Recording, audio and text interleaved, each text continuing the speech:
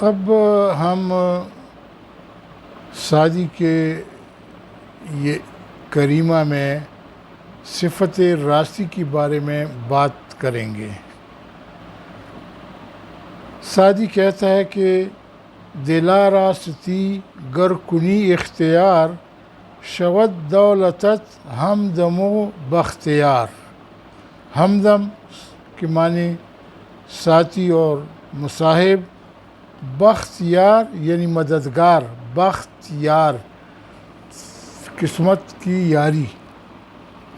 تو مراد یہ ہے کہ راستی کی وجہ سے انسان دولت اور نصیبوری اختیار کر جاتا ہے، اس لیے اس کو اختیار کرنا چاہیے۔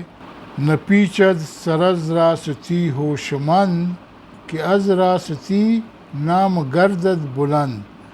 عقل مند سچائی سے سر نہیں پھیراتا کیونکہ سچائی سے نام بلند اور مشہور ہو جاتا ہے۔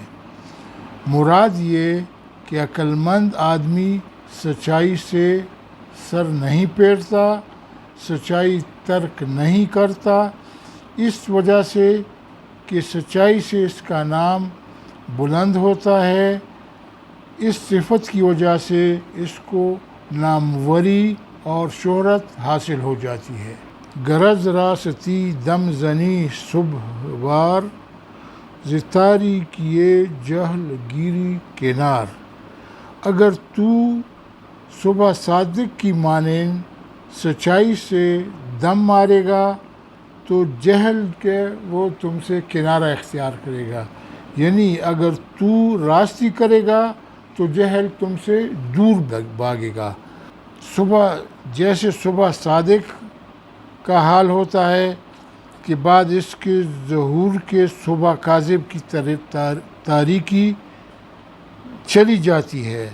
میرے خیال کے موجب راستی اور سچائی میں برکت اور صفت یہ ہے کہ اس کے اختیار کرنے سے جہالت اور نادانی جاتی رہتی ہے۔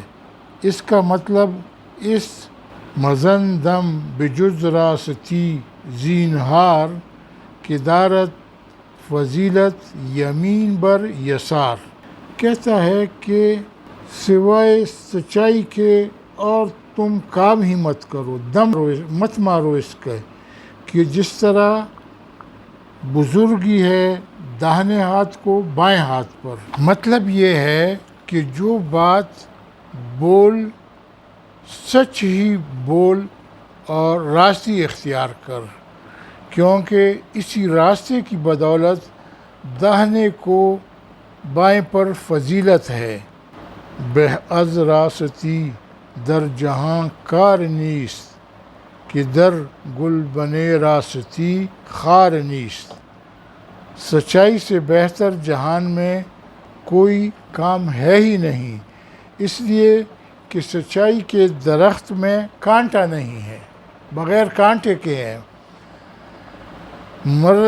مطلب یہ کہ جہاں میں راستی بہت عمدہ چیز سمجھی جاتی ہے اور اس میں کسی قسم کا کوئی کانٹا، خرابی، تکلیف اور آفت نہیں ہے جیسا کہ ناراستی میں ہے، پس راستی کو اختیار کر اور ناراستی اور کذب کو ترک کرنا چاہیے۔